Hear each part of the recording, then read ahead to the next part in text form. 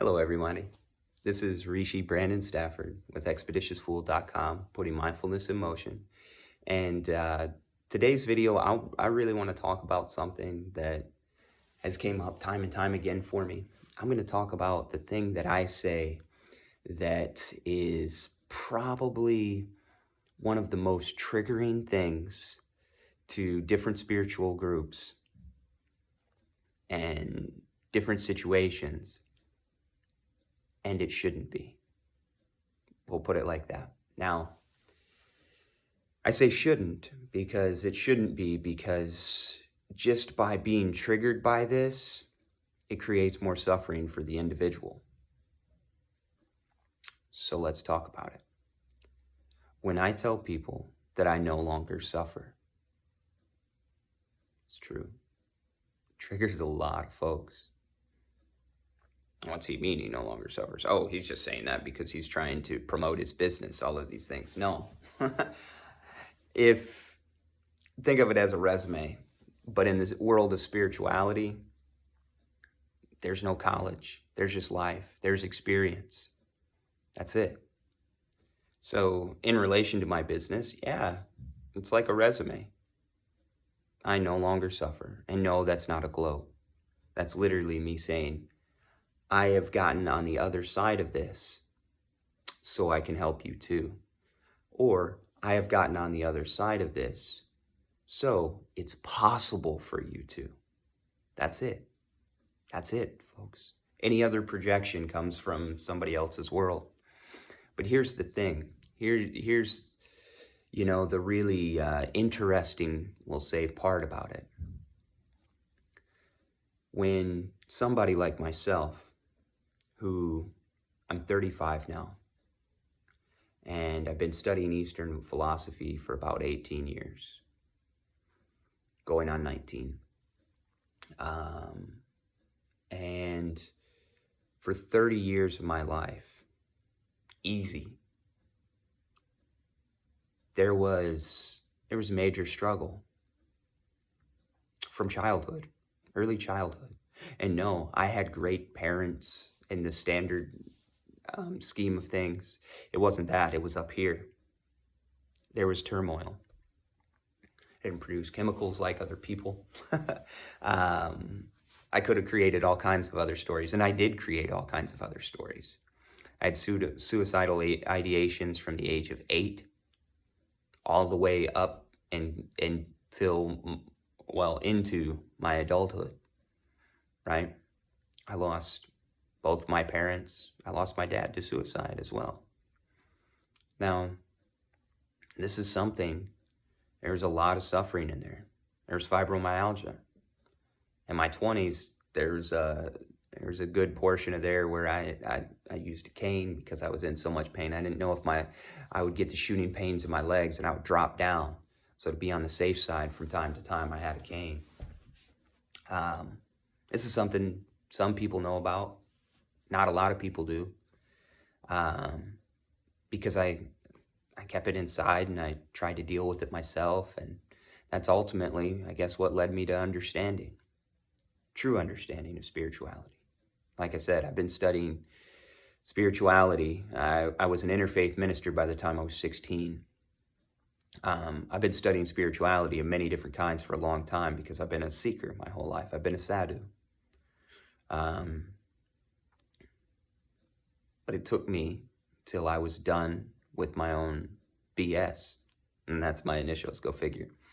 But it took me until I was done with my own BS to really make the changes I needed to consistently work on it, to be willing to give up everything I thought I was. On the other side of that was faith, healing. And that's what I try and teach people. I try and teach them the processes and the consistency and the discipline and the understanding if they have questions, in order so that they can obtain that too. Not as a sales pitch, but because that's the reason why I'm here. It's the whole reason why I still exist in this mortal coil. So the challenge and the very interesting fact is, all of these individuals that are getting triggered by somebody that has transcended suffering. That's not to make you feel some type of way. It's not.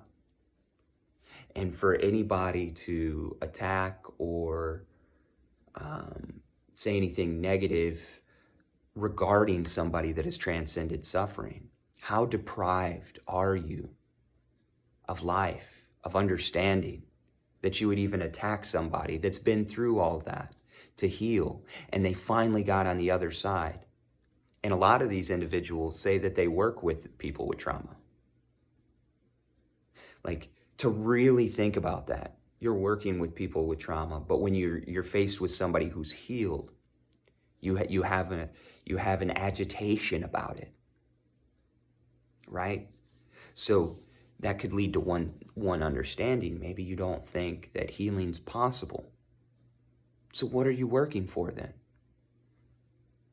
Now, I know healing's possible. I've experienced it. That's why I can be confident in knowing, like, the process. And if you do this, if this comes up, because I've gotten to the other side. That doesn't mean that bad things don't happen in my life. No. Bad things that are interpreted that way, right? I consider them experiences. Oh, I'm curious today. I'm going to get to learn something when bad things happen. So that's the other side. And if you notice yourself looking at somebody who's talking about that they've transcended suffering, that they no longer suffer, which seems almost unfathomable to most people, right? But you got to believe it's possible. If you want to get on the other side, you've got to believe it's possible. Now, if not, that's fine. I'm on the other side, and I know that the world is perfect exactly how it is. Yeah, there's a lot of negative things that happen, and that creates balance, and suffering is grace. I am thankful for every suffering I've ever had. The reason being is because it pushed me to get to where I'm at now. It motivated me to continue on my process. So this is something to think about when we're talking about the core of suffering. And when we're talking about whether or not, you're getting triggered by somebody else's healing. Because that in itself, especially if you're a spiritualist or you are a healer yourself, because that's who I trigger a lot of.